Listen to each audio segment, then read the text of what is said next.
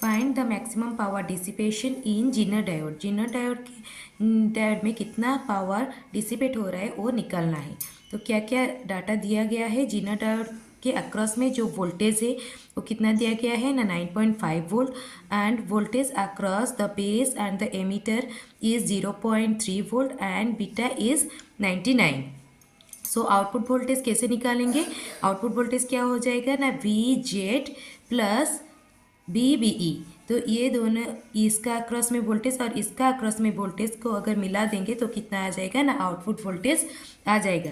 तो zener diode के across में जो वोल्टेज है कितना है 9.5 प्लस VCE कितना आ गया 0.3 is equals to 9.8 volt.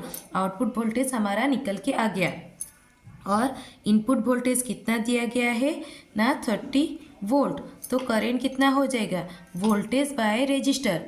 Voltage कितना है input voltage minus output voltage, V input minus B output divided by R।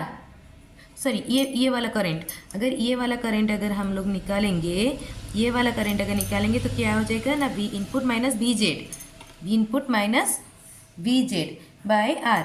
तो V इनपुट कितना है ना 30 माइनस VZ कितना है voltage across the zener diode that is 9.5 divided by 20।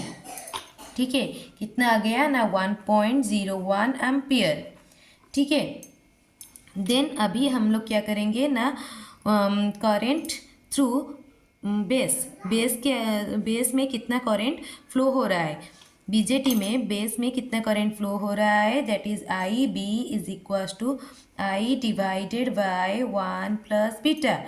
I current कितना हो गया ना 1.01 डिवाइडेड बाय 1 प्लस बीटा कितना है 99।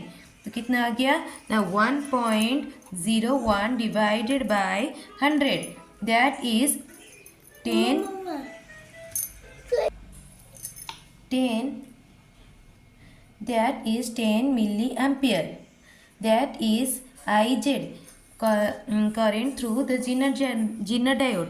then अभी हम लोग power dissipation across zener diode निकालेंगे PZ, that is पावर जब निकालते हैं क्या होता है ना voltage into current.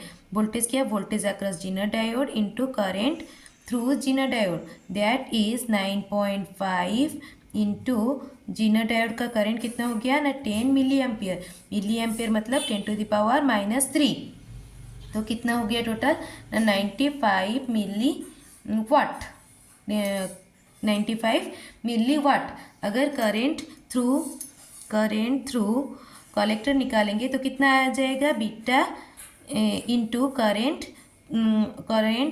Through base IB that is beta is 99 into IB कितना आ गया ना 10 milli ampere 10 into 10 to the power -3 कितना हो गया ना 990 मिली एम्पियर।